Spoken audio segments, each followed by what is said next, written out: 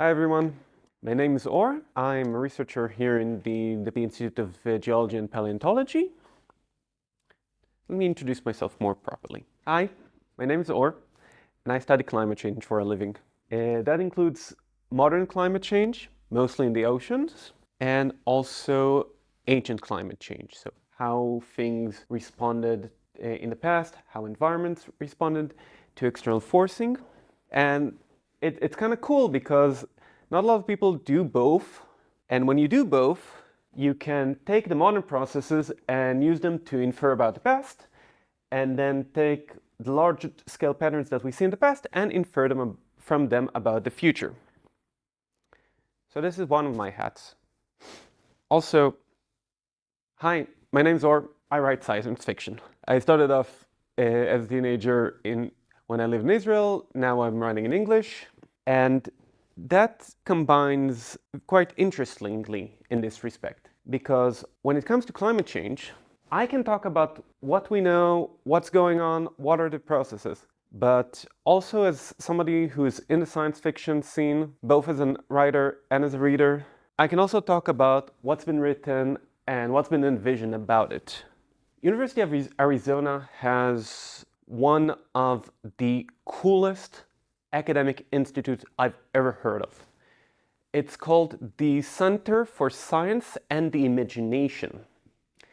And what it's about getting writers and engineers and scientists together to come up with scenarios and hypotheses and try to imagine where we're going towards. Last year, they put out this book. It's called the Climate Action Almanac, and it's a collection of stories about climate change. But it's been written more from the perspective of the scientists. This is a review from Locks on it, and this is what I had to say about it. It's hard to present speculative fiction for something without reducing it to message fiction. And science communicators who aren't skilled in the craft of speculative fiction can struggle to translate factual expertise to literary competence. And they note that a few stories just crumble under footnotes because scientists love their references.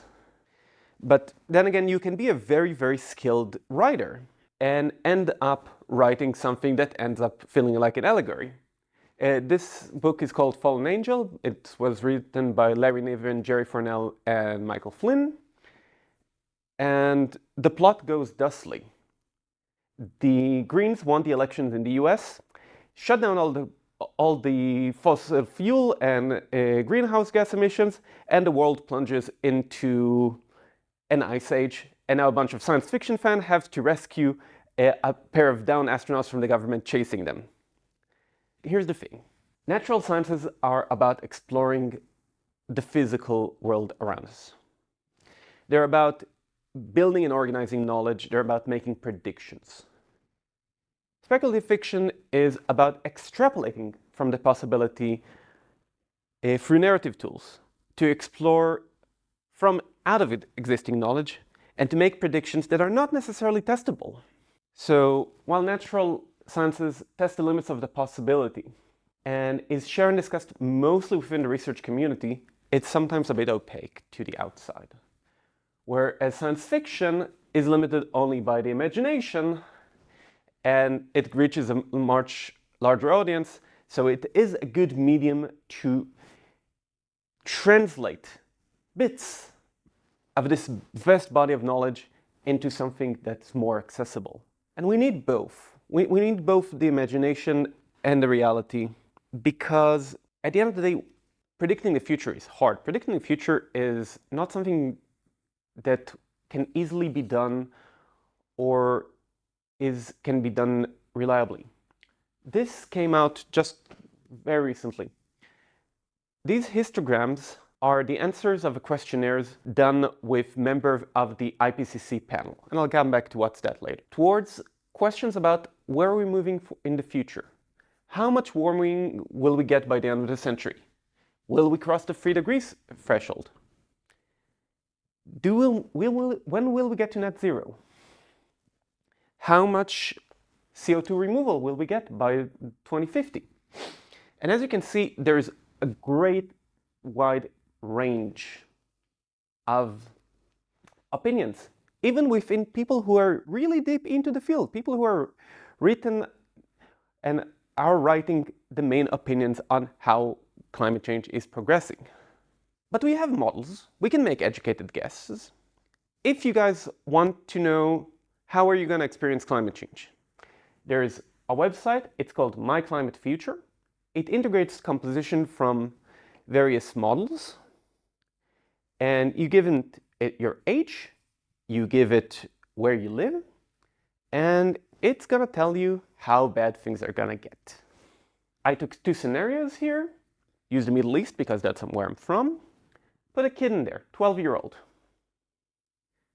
In their lifetime, in the most optimistic scenario, which is currently probably not gonna realize, they're gonna experience 30 times more heat waves, 10 times more droughts. In the less optimistic scenario, it's going to be 50 times more heat waves, 15 times more droughts. That's going to be quite a different future than what we lived in. And I want to get this out of the way. Climate change is real. We have been observing this, we've been recording this for a very, very long time. This is not, it's not something from the last 10 years. This is a climate model prediction from the 1980s by a research team in Axon. They got it mostly right. This is 1982. This is a paper from 1966 about what's going to be the effect of warming with greenhouse gases. This is a note from 1912 about the possible warming effect of continuing to burn coal. This is a paper from 1896 explaining how the release of CO2 is going to lead to warming of the planet. We've known this. We have known this for a very, very long time. We have talked about this as scientists for a very long time. At a certain point, there was a realization. This is happening. Climate is changing. We need to start understanding this. We need to start worrying about this. This led to the formation of the IPCC, the Intergovernmental Panel on Climate Change. I want you to look at this curve again. So this is blue was colder than the long-term average. Red is warmer than the long-term average. And look at the slope of this curve. And look how it tilts up. If we say that by the time the IPCC was established, that is the point where the understanding that something is happening was institutionalized, was formalized, that this became mainstream. We have done more as humanity to damage and induce warming knowingly than we did unknowingly. So how does Larry Niven, mid-80s, after the IPCC was established, by the way, is writing about an ice age? Well, because of an error. I met Larry Niven in a convention a couple of years ago, and I asked him about this, and he goes like, oh yeah, at the time it seems like things were cooling. Yeah, because if you look just a part of the time series, it doesn't look like it's warming. It might even look like it's cooling. But when you look at the entire trend, you look at everything that was going on, yeah, it's warming. And warming is the driver of this. Climate change is not just global warming. Climate change is all the subsequent effects that are coming out of this. I think at this point, this is quite familiar. We emit greenhouse gases, CO2, water, methane, HFCs, NOxes. They don't allow heat to escape back to space, and heat builds up in the system. I don't want to go too much into this. There are multiple classes covering a lot of aspects of this. So, we can talk about black body radiation and light to heat transitions and heat dispersion and heat version and absorption cross sections and specific heat capacity. And this is not the point of this talk. I don't want to talk about the mechanistic aspects of how climate change happens. You want that? We have that in other classes. I want to talk about what are the impacts of this and how do people process it? How do people envision this and where is it going? So we talked about these models and what possible impacts they might have, and that's quite amorphous. We can be more specific. There is an entire science now that's called attribution studies, and that is we can take a specific event, figure out how much is anthropogenically induced climate change responsible for that specific event. This is a compilation from Carbon Brief, and one of the things you can already see is that a lot of these studies are focused on three major regions: China, Europe, and the US. Why? Because that's where the money is, that's where the impacts on infrastructures are. But we can focus on a specific element and specific impact. Let's say water in Africa. And yeah, we can see that climate change has been inducing droughts. It's been inducing floodings all over the continent. So if you take somebody 24 years old, around your age, living in Africa, those droughts, those floods, those increased cyclones, that's already their reality. This is not only in the future, this is already here and now. Extreme heat, because you saw these models keep saying heat waves, heat waves. If we're talking about extreme heat, temperatures over 50 degrees centigrade, and those are going to get more common. There's already are becoming more common. So each of these circles is how much of these we had. So if, in the 1980s, we had years without a single event of a day over 50 degrees centigrade. By the time we get to the 2020s, getting to less than 100 of these a year is a good year. Floods and heat waves are part of the conduit in which climate change affects people. And people are affected in different ways. We are already starting to talk about climate-induced migration. There is an ongoing debate that's been going on for several years. Did the Syrian civil war start because of a climate change-induced drought? So we might have already experienced the first refugee crisis that was induced by climate change, exacerbated by human activity, by human action, but perhaps induced by climate change.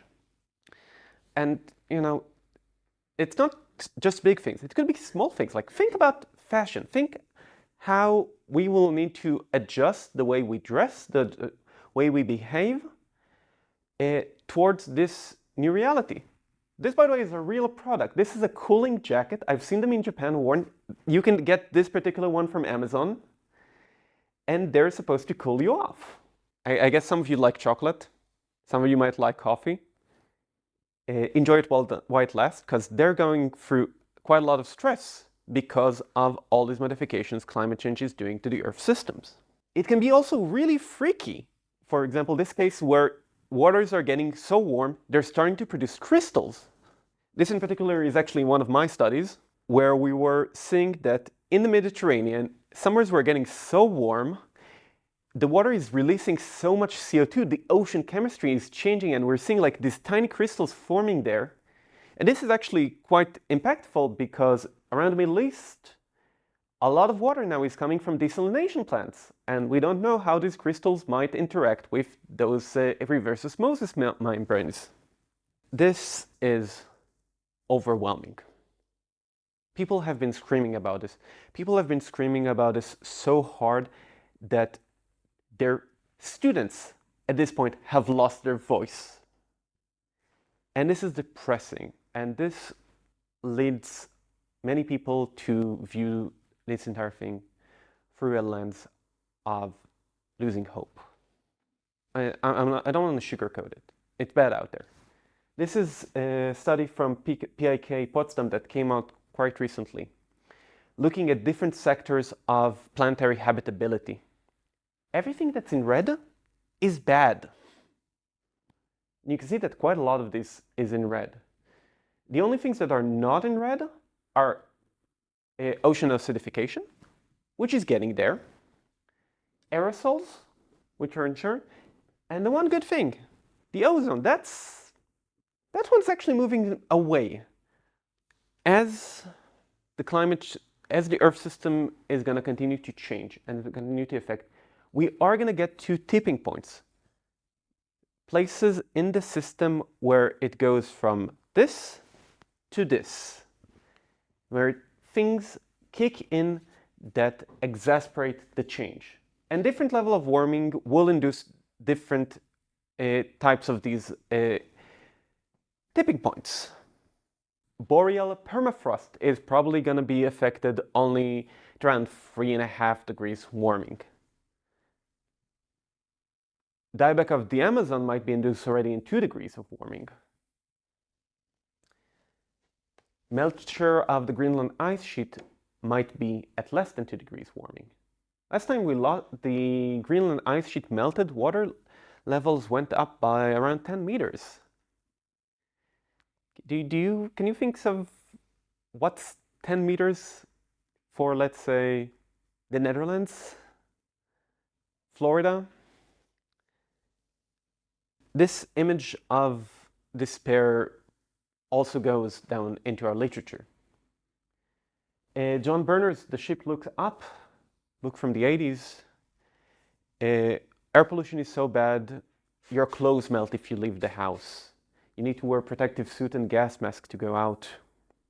If anyone plays Warhammer 40K, this map might be quite familiar. This is a vision of Earth in 40,000 years, a barren wasteland after all the abuse. George Sterner, The Drowning Tower, sea level is rising and people are trapped, especially people who don't have means. R.W.W. Greene, 25 to Life. People are just left behind and they're seeking some way to deal with this as their planet is dying around them, and the people that were considered worth saving are on their way to Alpha Centauri.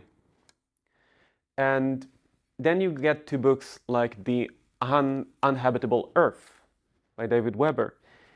That's not actually proper science fiction. This already goes into what's called climate fiction. This is an attempt to see possible scenario and write them up. And some people are just going like, well, maybe it's going to be so bad we can't do anything. Maybe we can't even save ourselves. We might save humanity, but we might not be able to save the planet. So we need to go out. We need to escape. The Long Way to a Small Angry Planet, really good book by Becky Chambers. Humanity leaves Earth. We go build a big fleet, go on an exodus, and we barely survive and scrum around as second-class citizen in a galactic civilization that look at us at pity. The Terminal series, humans are picked up by aliens, and are used because they don't have anything else. So, what about solutions? Can we do something about this? Science fiction is supposed to be hopeful, isn't it? Science art is supposed to be inspiring.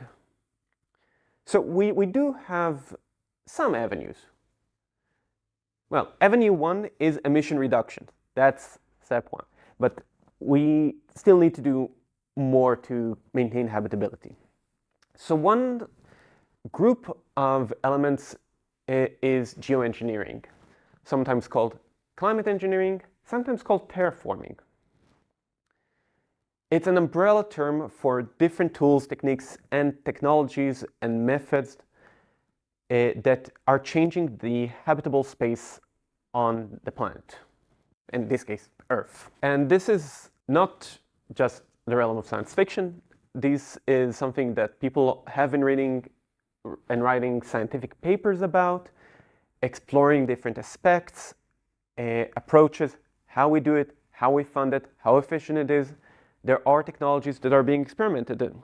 And in that technological space, while people don't like to call it geoengineering, they call it carbon dioxide removal or solar radiation management. Carbon dioxide removal is, again, a bit of an umbrella term because it's talking about different types of technologies which essentially take carbon dioxide from the atmosphere, thus reducing the greenhouse effect, and then putting it somewhere. It can be by making the sea more alkaline. It can be by enhancing the growth of algae. It can be planting trees. It could be just growing plants and burying them, and it could be restoring wetlands. So a wide range of things that are radically different in their impact on nature.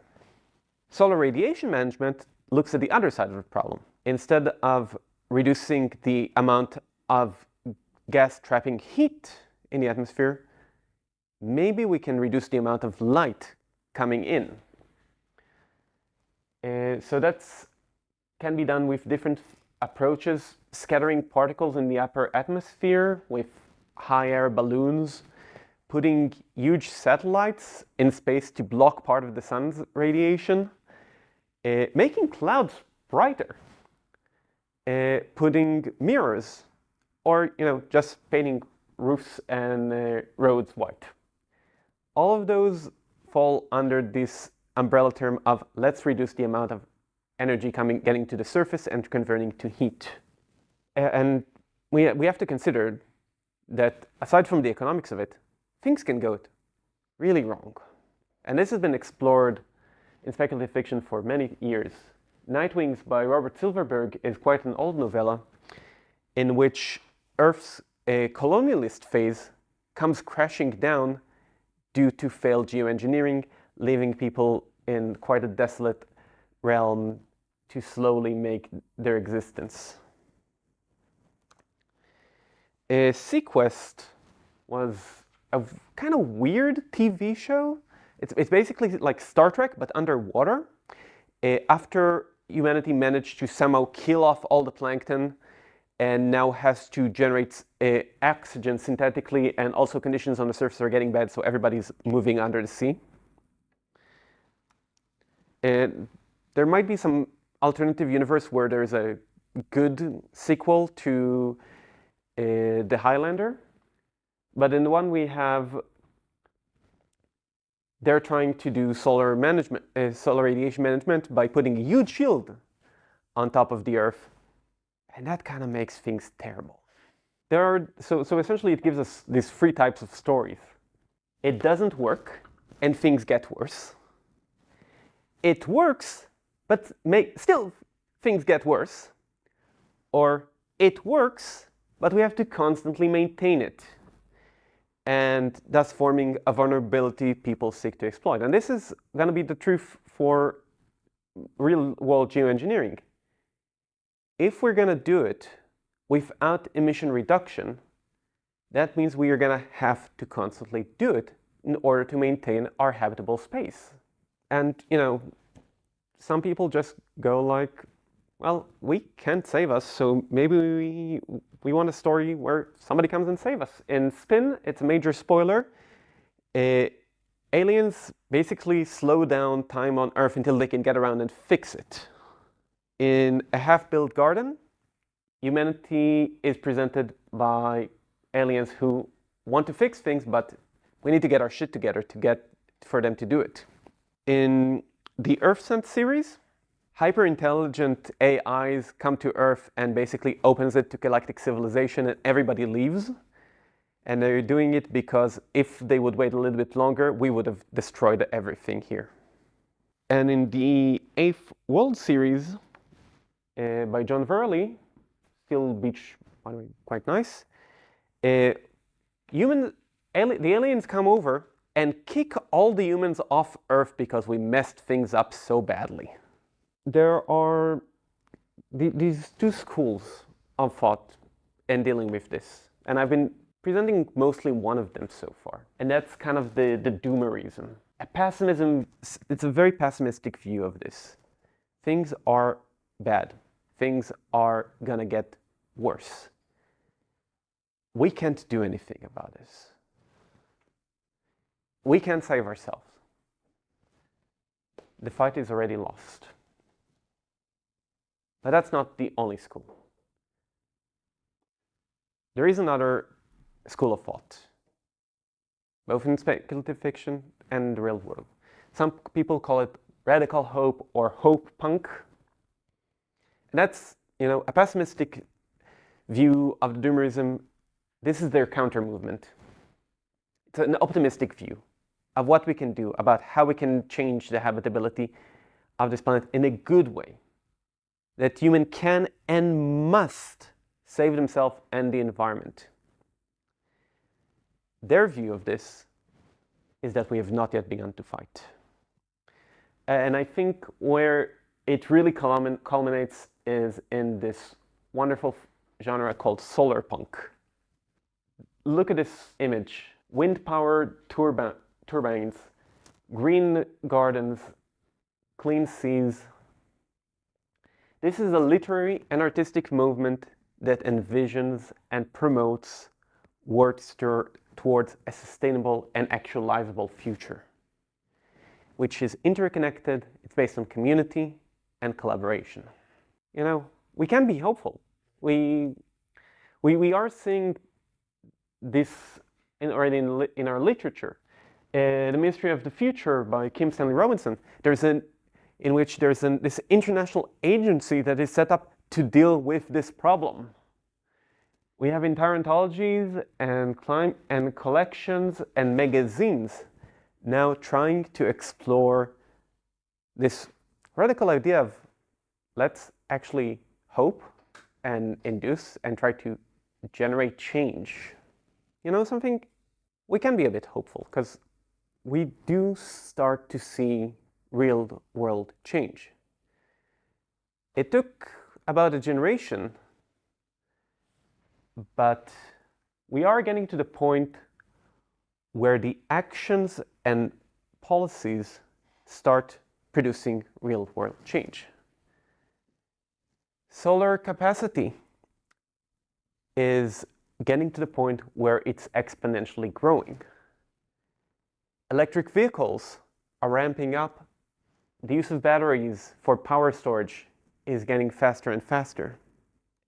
Shift is possible. Change is possible. Some countries are moving faster on this than others. China and India, for example, are moving fast.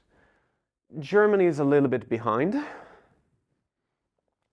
But we are seeing a shift towards the point that cars and trucks, electric ones, are cheaper than fossil fuel-based ones. Power generation is rapidly getting to the point, and in some countries it's already crossed over, where it's cheaper to produce power with renewables. Heating is going to take a while, but we are going to get there. It's going to go a lot faster if Germans will embrace the power of air conditioning. And I'm not actually kidding about that. That's quite serious. This is an estimation of global gas emission by sectors. What is the power used for? And a lot of it, both in agriculture and commercial and residential use, is for heating. It's about 18% of total emissions. There is a project called Project Drawdown. What they did is they tried to map how much emission reduction we can do in each sector by changing things. This might be a much more convenient way of looking at it.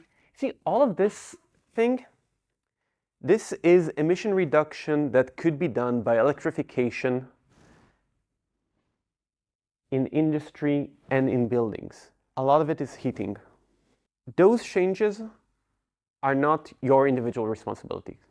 Individuals can and will affect change. But the biggest changes are done by policy. And policy has been effective. If we would not do anything and we would continue the current path, warming by the end of the century would have been catastrophic. The policies that already have been enacted are now limiting the warming to somewhere between 2.2 and 3.4 degrees, which is still bad, but it's not as bad as it could have been. If all the pledges and targets that governments have presented would be realized, we might be able to keep warming to less than 2 degrees centigrade. And if we get to optimistic scenarios, we get to net zero, we might get actually some of this geoengineering working safely and with minimal damage to the environment. We might keep things very viable. 1.5 degrees, well, we might cross that. This might be a bit, we might have gotten our act together a bit too late for that. But we are getting there, and policy is effective. Now, I want to demonstrate this. These are common air pollutants. This plot goes back to 1750.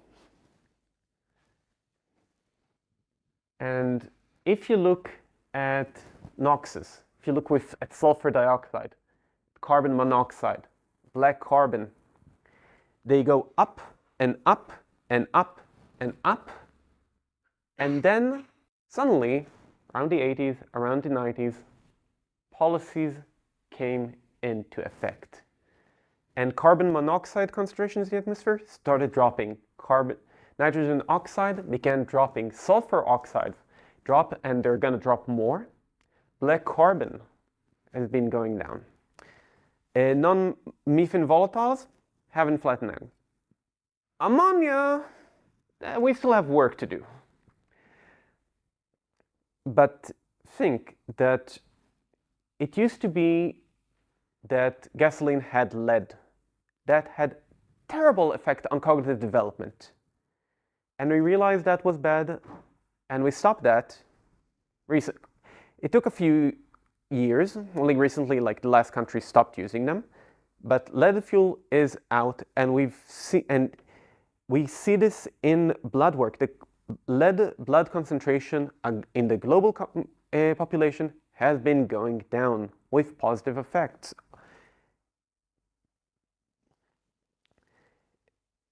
And of course, there's the ozone. We were terrified that we're going to have a huge hole in the ozone. UV radiation is going to come in and fry us all. We realized what's causing that. We got together and we enacted the Montreal Protocol, which completely abolished the use of the chemicals that were doing the damage. And now it's healing. People here, people in geoscience, people in landscape ecology and all of these things, these are people who affect this change, because this is where policy is generated. This is where recommendations are done. This is where we're monitoring the impact of those policy. So we shape, and that's not figuratively, we shape the future we want to live in. And just as a fun bit at the end, so there were all these stories, all these ideas, all this exploration. I said that scientists are not necessarily very good at writing, but there are a lot of good writers that are scientists. And if you want to explore some of these ideas yourself, you want to write, you want to tell stories. Two main things. One, tell good stories. If you want people to read it, you want people to respond to that, tell good stories with good characters, and good plot, and don't make the science overwhelming. Keep yourself informed. Keep those ideas in your head. Keep them affecting your world building, the way you are framing things, how the problems are affected and how the problems are developed. This is a rather nice list from a story competition, flash fiction story competition about climate change from Story Writers HQ, which I shamelessly stole and modified. And they say first, do the research. Trust your readers to fill in the gaps.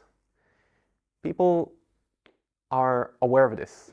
We are not in a world where people don't know what climate change is. People are very much aware it's happening. They might not know the details, they might not understand it, but they know.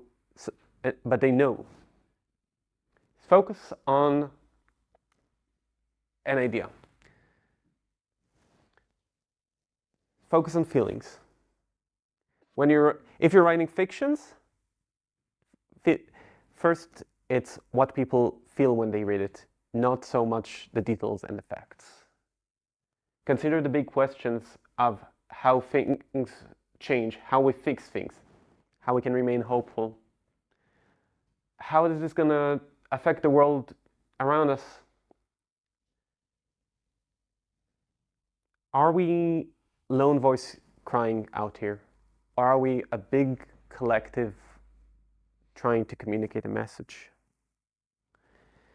Think about what is lost. Think how we can hold on to hope. Okay, thank you guys. I'm on social media if you want to bug me or talk to me about science.